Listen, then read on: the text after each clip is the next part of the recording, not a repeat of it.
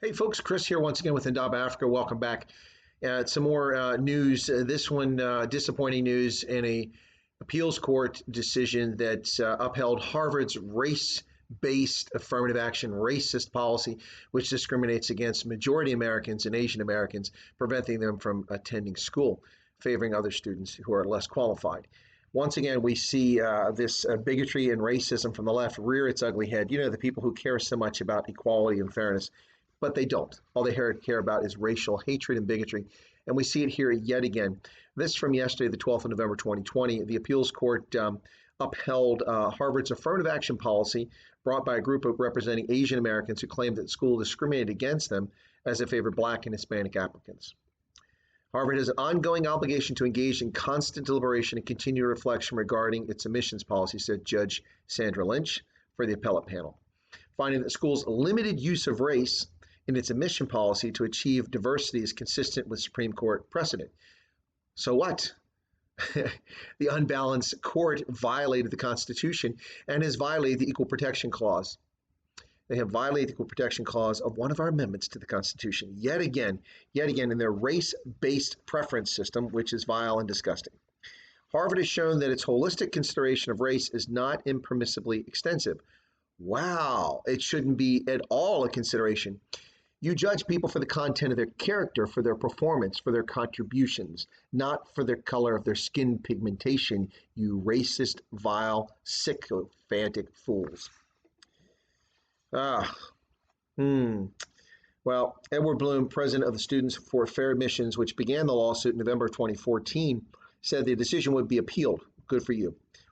He also had a case in 2016 for Abigail Fisher against the University of Texas, which unfortunately that case was also lost. So one of the main points of the contention was Harvard's use of a personal score in addition to its academic and extracurricular ratings disadvantaged Asian Americans. Specifically, the contention by the case was that a personal rating has led to racial stereotyping of Asian Americans. So the folks contended that Asian Americans were being typecast as one-dimensional or merely book smart. But the appeals court endorsed the trial judge's findings, rejecting stereotyping, concluding that the personal ratings were not influenced by race. How is that possible? And why is it even part of the consideration? Why is it even part of it? You're calling it affirmative action, so you're giving racial preferences to people of color, but not all people of color. And then you're saying it doesn't influence. Well, obviously it influences it. And if you have any question about whether it does influence it, let's just put this in perspective. So, its class for 2024, Harvard said Asian Americans make up 24.6% of the class. Of course, Asian Americans make up about 4% of America's population. So Asian Americans are wildly overrepresented at Harvard. What's that all about? And who suffers as a consequence of that? The race-based policies may disadvantage Asians, but they disadvantage someone else far more severely than Asians. Asians, about 4% of America's population, yet make up 25% of Harvard's incoming class. Methinks that they have a point, but their argument's valid, but they not exactly something to feel aggrieved about. African Americans make up 13.9% of the incoming class, and Latinos make up, or as the CNN article says, Latinx. There's no such thing as Latinx. That's a horse manure made-up name. It's Latinos. Latinos make up 11.8%. Native Americans and Native Hawaiians, 2%. Well, the two groups here that are overrepresented, but not by a significant margin in the case of African Americans, but Black Americans make up 13.5% of our population, yet they make up 13.9% of Harvard's incoming class. So statistically, that's not much of a difference. But why do they need racial preference to achieve the equal percentage of the population? Why do you have to have affirmative action to ensure that 13.9% of the class is Black? Can they not make it on their own merit? What's that all about? Why do you need personal scores? What is that about? That seems to match almost the American population for Black Americans. However, Native Americans and Native Hawaiians are wildly overrepresented because they do not equal 2% of our population, not even by a wild margin. That is significantly overrepresented, just like Asians are overrepresented. But the group that is underrepresented here is who? That would be those categorized as white students. White students make up just 47.7% of the class. Now, while the courts and the leftists and the woke crowd don't find that disturbing, I do find it disturbing because we find the leftists constantly attacking white Americans, calling them uneducated and undereducated. Well, geez, is it any wonder when you're discriminated against, you can't attend the best schools because of the color of your skin? White Americans make up 75% of this country. So 3 out of 4 people in this country are white. Yet Harvard's incoming class is only 47.7% white. That is a deficit of 27%. 1/3 of the class more should have been white if you cared about diversity. But you don't care about diversity. What you care about is racial discrimination and discriminating against so-called white students. That's what you care about. And you upheld the policy because if you adhere to the changes that the Asian students are asking for, then you'll find there'll be a massive drop-off in Latin and Latino and Hispanic and Native American students because they won't qualify without that additional score, many of them. Now, that's unfortunate, but your racial bigotry and discrimination and the court upholding this is vile and disgusting. You don't fix this by discriminating against people. You fix it by fixing the sources of schools where these students go. You improve the education so they have an opportunity to do better. One reason why so few white Americans are now graduate universities because of this racial discrimination, which has been going on for 4 decades plus now. It's vile, it's disgusting, and the fact that it's done against a majority group is even more stunning. How can a majority group allow such a thing to happen against its own group?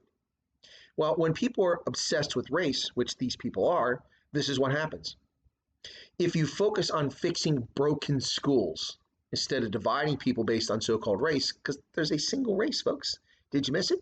It's called Homo sapiens. I know that's a species, but there's only one race in that species. Race is an artificial creation used to divide people, and in this case, to favor people based on their skin pigmentation. But only certain people. That itself is racist. And the fact that an appeals court can uphold this vile decision is beyond comprehension. But this is what we have, folks. This is what we have. This is disgusting. Seth Waxman, who argued Harvard's case at the appeals court, said in a statement, "Now more than ever, the importance of diversity in higher education cannot be understated." Why? This isn't diversity. This is fraudulent. Skin color is diversity? No. Life experience, origin, history, and view, thought, that's diversity. You put, give me a green, give me a blue, give me a red, give me a yellow. That doesn't make diversity. That just makes a hodgepodge.